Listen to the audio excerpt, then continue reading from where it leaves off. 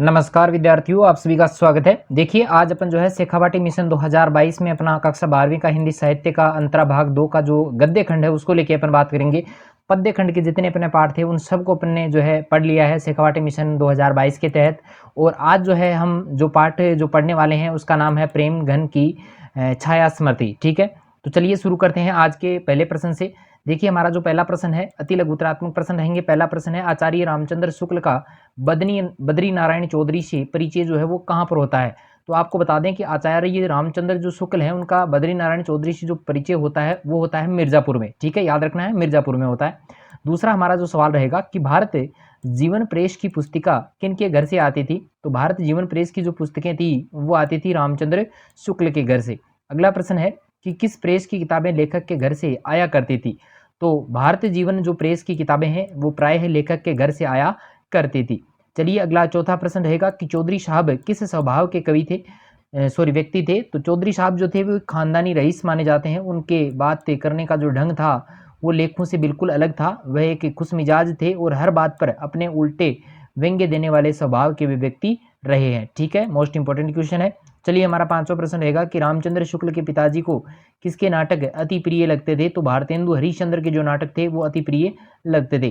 चलिए अगला प्रश्न है, छठा हमारा प्रश्न है कि चौधरी प्रेमघन की भाषा की विलक्षण वक्रता से क्या तात्पर्य है। तो प्रेमघन साहब की जो बोलचाल की जो भाषा है उसका जो अंदाज है वो अलग है। उसमें विनोद मिश्रित अर्थ लिए हुए आपको भाषा मिलेगी जो भाषा को अलग अर्थ प्रदान करती है। ठीक है, चलिए हमारा सातवां प्रश्न रहेगा कि सत्य हरिश्चंद्र और भारतेंदु हरिश्चंद्र में क्या अंतर है। तो सत्य हरिश्चंद्र जो है वो एक नाटक माना जाता है और भारतेंदु हरिश्चंद्र जो है वो इसके द्वारा लिखित गई है। तो ये एक लेखक है और ये इनका लिखा हुआ एक नाटक माना जाता है। चलिए अभी जो है लघुतरात्मक प्रश्नों को लेकर बात करते हैं। पहला प्रश्न रहेगा कि रामचंद्र शुक्ल ने अपने पिताजी की क्या क्या विशेषताएं जो है हमें बताई थी। वेरी मोस्ट इंपॉर्टेंट क्वेश्चन है। तो रामचंद्र शुक्ल ने अपने पिताजी की जो थी वो निम्नलिखित विशेषताएं बताई थी। कौन कौन सी थी कि वे फारसी के अच्छे ज्ञाता थे, पुरानी हिंदी कविता के प्रेमी भी वे माने जाते हैं। दूसरा रहेगा कि फारसी कवियों की जो उक्तियों को हिंदी कवियों की उक्तियों के साथ मिलाने में उन्हें बड़ा आनंद आता था। और भारतेंदु जी के जो नाटक थे वो उनको अति प्रिय थे। तीन विशेषताएं जो है वो आपको याद रखनी है किनकी, रामचंद्र शुक्ल के पिताजी की। चलिए अगला हमारा सवाल रहेगा प्रश्न नंबर 2 कि प्रेमघन की छाया स्मृति निबंध से शुक्ल के भाषा परिवेश और प्रारंभिक रुझानों पर आपको प्रकाश डालना है। तो देखिए इसका राइट आंसर जो रहेगा कि जो लेखक जो है वो सयाना होता है यानी बड़ा होता है तो हिंदी साहित्य की ओर उसका जो झुकाव है वो बढ़ता जाता है। और उसके पिताजी जो है वो साहित्य प्रेमी थे। भारत जीवन प्रेस की किताबें उनके यहाँ प्राय आया करती थी। और साथ ही मिर्जापुर में जो है केदारनाथ पाठक एक पुस्तकालय भी खोला था जहां से किताबें लाकर रामचंद्र शुक्ल पढ़ा भी करते थे। ठीक है, याद रखना है। चलिए हमारा तीसरा प्रश्न रहेगा कि निसंदेह शब्द को लेकर रामचंद्र शुक्ल ने किस प्रसंग का जिक्र किया है। निसंदेह शब्द को लेकर तो आपको बता दें कि रामचंद्र शुक्ल ने अपने समवयस्क मित्र मंडली में हिंदी के नए और पुराने मित्रों से वे चर्चा किया करते थे। इस चर्चा में निसंदेह जो शब्द है वो बहुत बार आया करता था। जबकि जिस स्थान पर लेखक रहता था वहां अधिकतर वकील, मुख्तार, कचहरी में काम निपटाने वाले अफसर थे और उनके जो महकमे में काम करने वाले जो छोटे जो अधिकारी थे वे रहते थे।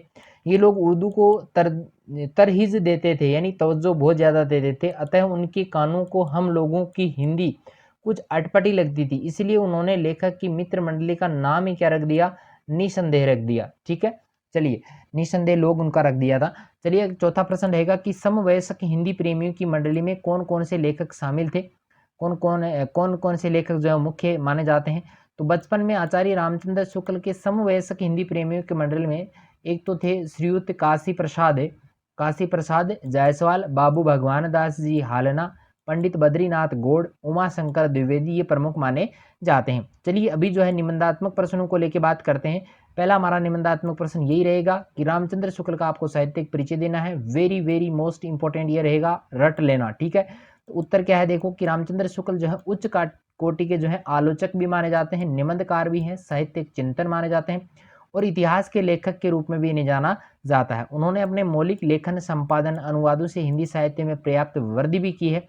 और भाषा की अगर बात करें तो आचार्य रामचंद्र शुक्ल ने संस्कृत तत्सम शब्दावली युक्त तथा मुहावरेदार जो है परिष्कृत खड़ी बोली का प्रयोग किया है। मुहावरेदार परिष्कृत खड़ी बोली हिंदी का प्रयोग इन्होंने किया है। आवश्यकता अनुसार वे अपनी भाषा में अंग्रेजी और फारसी के जो प्रचलित शब्द हैं उनका प्रयोग भी वे किया करते थे। अगर उनकी शैली की बात की जाए तो शुक्ल जी की गद्य शैली जो है वो विवेचनात्मक है, विवेचन करने योग्य है, जिसमें विचारों की प्रधानता है, सुख की तर्क योजना है और सदृश्यता व्यंग्य विनोद का योगदान भी रहा है। विशेष विषय के अनुसार वे कभी व्याख्यात्मक शैली का तो कभी हास्य व्यंग्य प्रधान शैली का प्रयोग भी करते दिखे हैं। ठीक है, चलिए इनकी प्रमुख कृतियों की अगर बात की जाए तो चिंतामणि है, रस मीमांसा, ये दो इनके निबंध माने जाते हैं।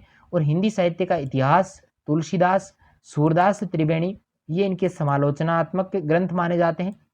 जायसी ग्रंथावली है, भ्रमर गीत सार है, हिंदी शब्द सागर है, काशी नागरी प्रचारणी पत्रिका है, आनंद तथा कादम्बिनी पत्रिका, इन सब का इन्होंने किया है संपादन।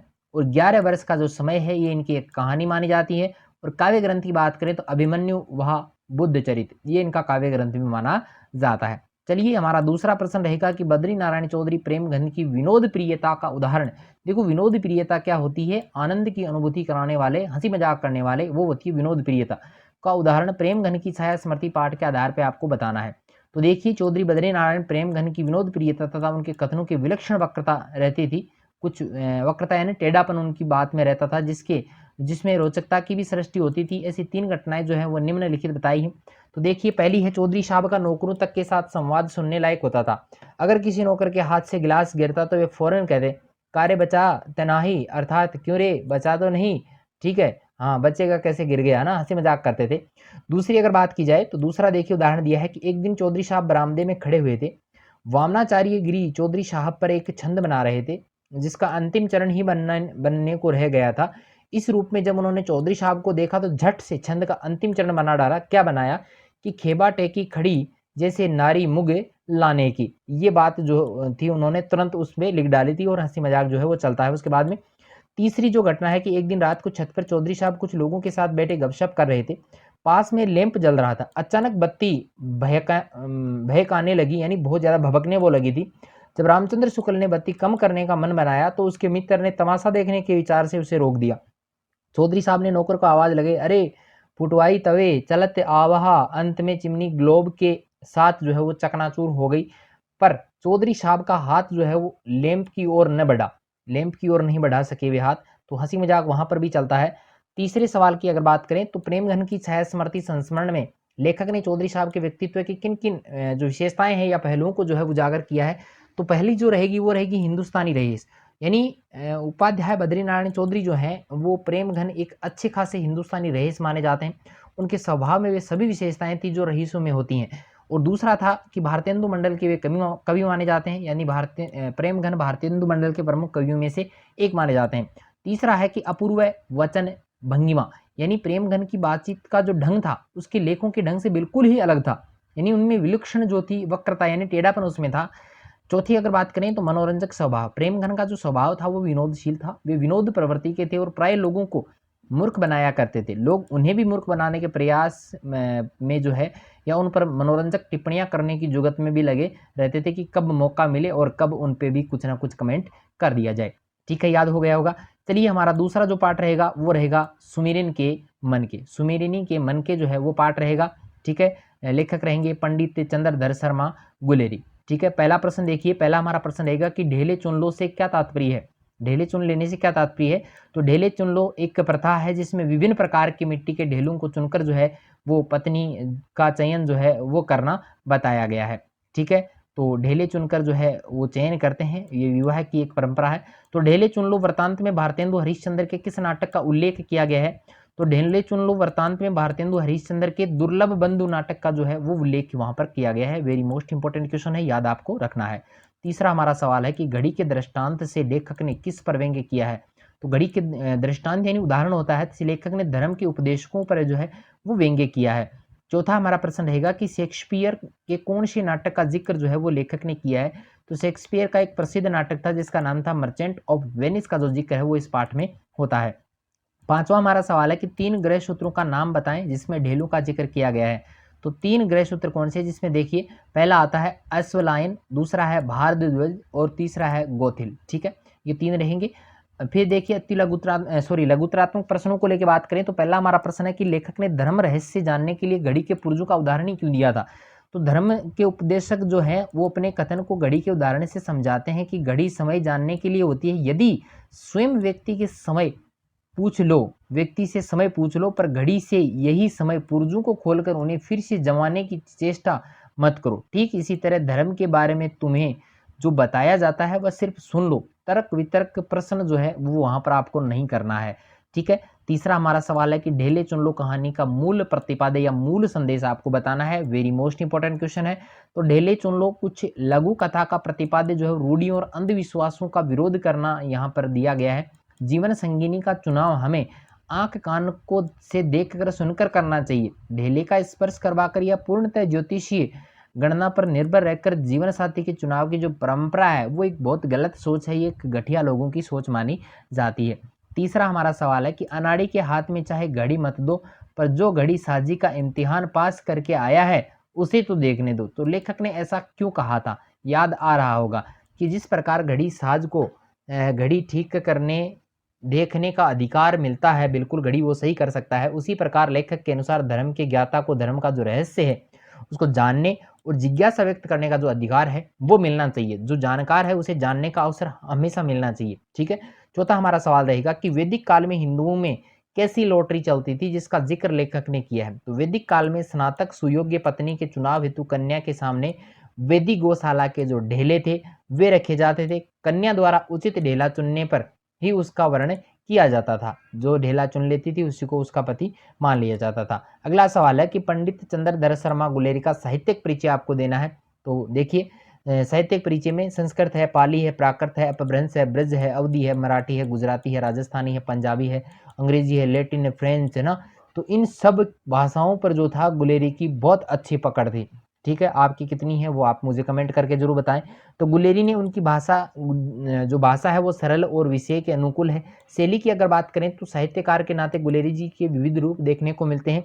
इस कारण आपने देखा होगा कि विवेचनात्मक है, वर्णनात्मक है, नाटकीय है, समीक्षात्मक शैली का प्रयोग इन्होंने किया है।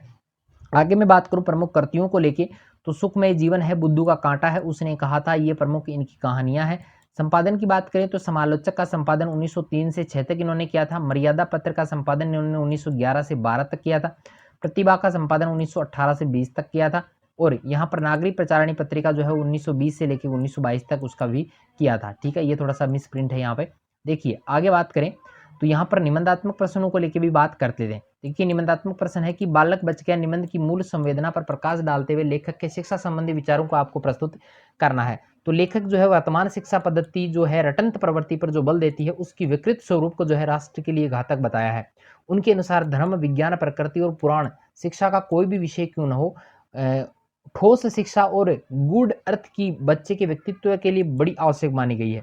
शिक्षा बच्चे पर लादनी नहीं चाहिए, बल्कि उसके मानस में शिक्षा की जो रुचि है वो पैदा करनी चाहिए, उसका बीज जो है उनमें डालना चाहिए। चलिए हमारा दूसरा प्रश्न रहेगा कि धर्म का रहस्य जानना सिर्फ धर्माचार्य का काम नहीं, कोई भी व्यक्ति उस रहस्य को जानने के हकदार है, अपनी राय वो दे सकता है, उस पर आपको टिप्पणी करनी है। ठीक है। तो इसका राइट आंसर देखिए कि धर्म पर कुछ मुट्ठी भर लोगों का अधिकार निश्चित रूप से धर्म को संकुचित अर्थ प्रदान करता है।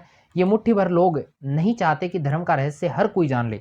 ऐसा होने पर उनका अधिकार छीन जाएगा और स्वार्थ सिद्धि उनकी जो है वो नहीं हो पाएगी। किंतु जब धर्म का संबंध आम आदमी से जुड़ जाता है तो वह रहस्य जान जाएगा, तो निश्चय ही धर्म उसके विकास में जो है वो सहायक होगा। तथाकथित धर्माचार्य यानी धर्म के जो अधिकारी हैं वो धर्म को अपने अधिकार में रखकर पाखंड और अंधविश्वास के सहारे आम आदमी को धर्म के नाम पर लूटते रहते हैं। इन सब से आम आदमी जो है तभी बच सकता है जब वह धर्म के रहस्य को जान जाएगा। ठीक है। मेरे ख्याल से आपको मेरा ये वीडियो जो है बहुत पसंद आया होगा। अगर आपके कोई सवाल हो, आपका कोई कमेंट हो, तो मुझे ज़रूर उसके लिए सूचित किया जाए। ठीक है। तो आज के लिए इतना ही, मिलते हैं फिर एक नई वीडियो के साथ में। तब तक के लिए धन्यवाद।